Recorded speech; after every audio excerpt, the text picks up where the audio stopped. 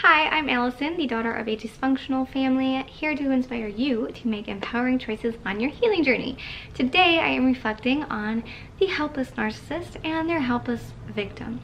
So, narcissists aren't always helpful, especially not blatantly. Some narcissists aren't that helpless, but a lot of them really are, and they don't blatantly come across as helpless. They warp situations and they place blame to make it seem like they're all powerful, they're entitled, and like they've got it together, when in reality they need help with just about everything. The adult child of a narcissist, on the other hand, is oftentimes very blatantly helpless. We feel scared. We were taught to feel scared of the tiniest things in everyday life and of like the big picture. And we feel like X, Y, and Z have happened, they continue to happen, and they're just gonna happen forever. Like there's no hope. We're helpless. Unfortunately, this is relevant in my life because, as you know, I've walked away from my narcissistic mother and gained so much clarity. But now I see how other members in my family fill me with fear and obligation and guilt. And they drain my cup rather than fill it up. And not all the time, but when there is drama, even though I get scared and I want to help them, I'm going to walk away because it's just a cycle, it's a pattern, and it's not getting any better. And my intervention doesn't help anything. If anything, I believe it's truly enabling them to not help themselves.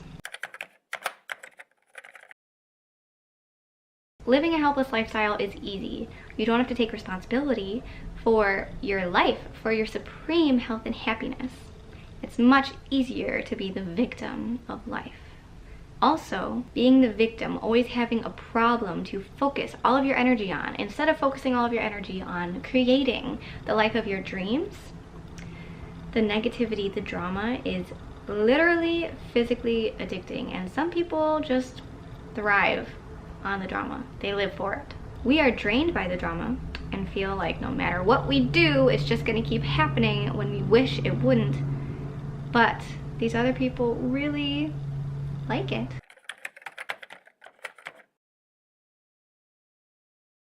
Trying to help a helpless person enables their helplessness. We have zero control over other people's lives. Embrace that. Let the narcissist stay helpless. Let fellow adult children of narcissists stay helpless. Your siblings, your narcissistic parent's spouse, let them live their life. They're doing the absolute best they can, and you're pushing them to get better, or you're trying to help them when they're in this helpless mindset is not going to change their situation. You have to realize by yourself that you want to change. And you, my friend, have done that. So you can, but you cannot help anyone else. Embrace helplessness by not depending your well-being on another person's, especially a helpless person's.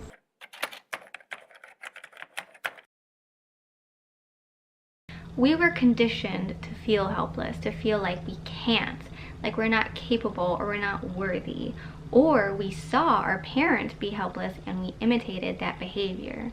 But newsflash, we are capable. We can change our lives if we decide to. That is the only thing that you have to do. It's not, because after that then you have to do a whole lot of work. But making the decision is really the only thing, and then sticking to it, just not giving up.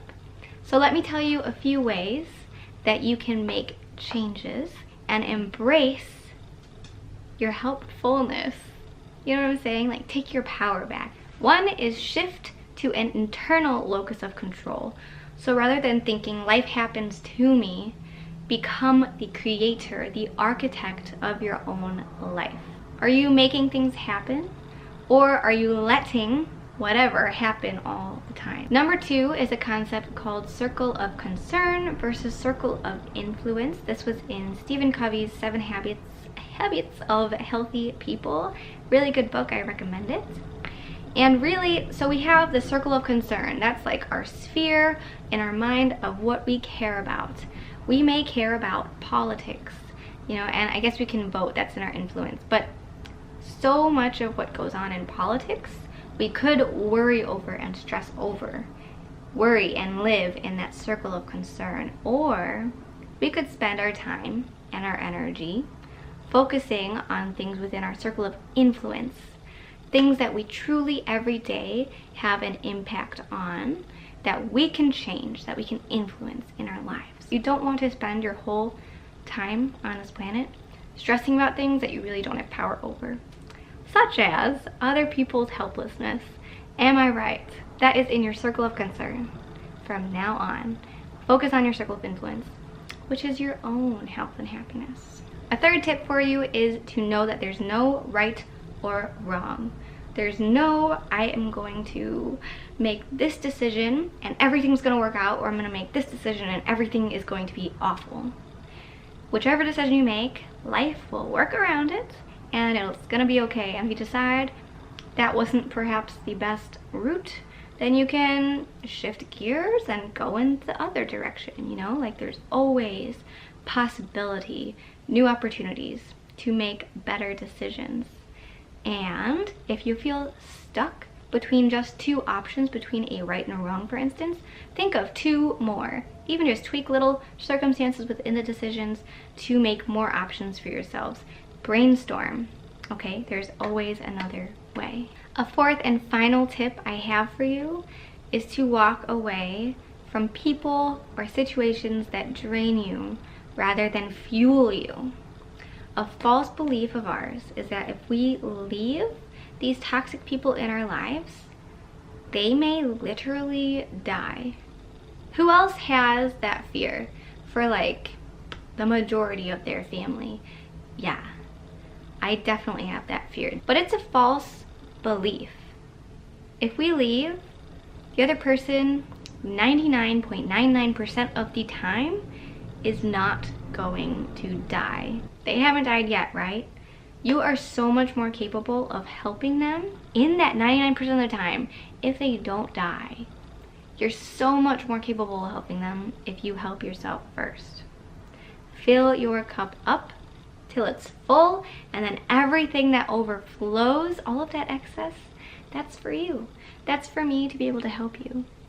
But if I am not a full cup, and on top of it, people or situations are draining my cup, I'm gonna walk away and work on filling myself up, because it's only then that I can radiate an energy that is healing to others.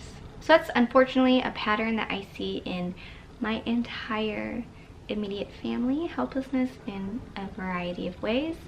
I, however, freaking refuse to be helpless.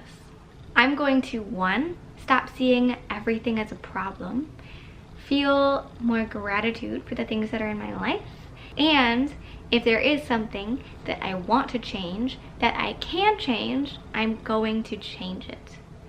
I refuse to be helpless. I refuse. I am powerful. So that's all I have today. I hope that you enjoyed this video and got some value out of it in one way or another. Until next time, my friends, I hope you're well. Peace!